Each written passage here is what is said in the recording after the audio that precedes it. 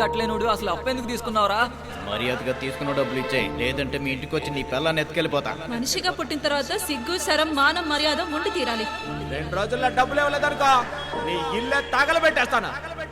డబ్బు ఇచ్చిన వాళ్ళందరూ ఫోర్స్ చేయడం వల్ల నా మైండ్లో ఆత్మహత్య చేసుకుందామని డిసైడ్ అయిపోయాను. ప్రియా నిద్రపోతున్నప్పుడు గ్యాస్ ఓపెన్ చేసి కుటుంబంతో చచ్చిపోదాం అనుకున్నాను. No no no no no no అప్పుడే నా మైండ్లో ఒక క్రిమినల్ ప్లాన్ ఐడియా వచ్చింది. దాన్నే వర్కౌట్ చేద్దామని డిసైడ్ అయ్యాను.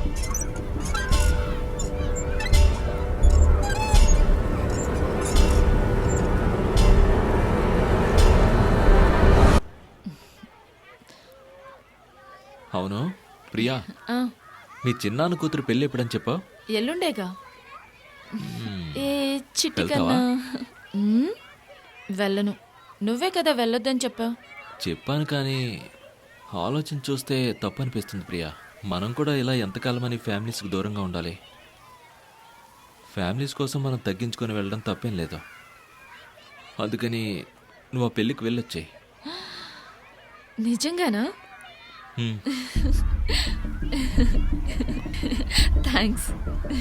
అలాగే మీ అమ్మ వాళ్ళ ఇంటికి వెళ్ళి 2 రోజులు ఉండరా, అప్పుడే వాళ్ళకున్న కోపం తగ్గుతుంది. ఓకే. మరి నువ్వు? నేనా? నాకు కొంచెం పనులు ఉన్నాయి, అయిపోయాయంటే నేను పెళ్ళికి వచ్చేస్తాను, లేదంటే నేరుగా మీ అమ్మ వాళ్ళ ఇంటికి వచ్చేస్తాను.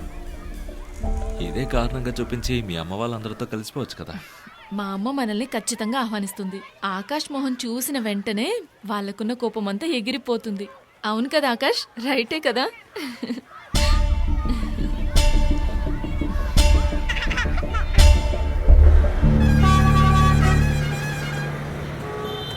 ఇదిగో ఆకాష్, తీసుకో.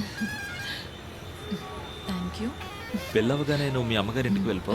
నా పని అవగానే నేను అక్కడికి వచ్చేస్తాను. Sure, okay, okay. Bye Akash. Bye. Bye చెప్పు మా ఏడవకూడదు. డాడీకి. Bye bye. బాయ్.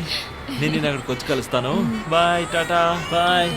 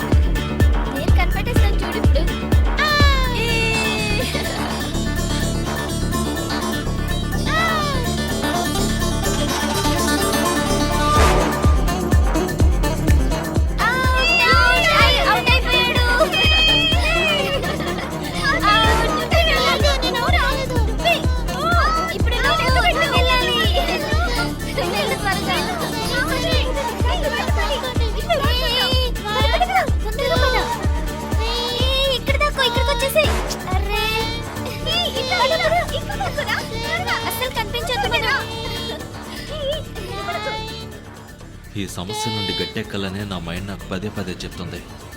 అప్పుడు నేను ఒక పెద్ద క్రిమినల్గా మారిపోయాను.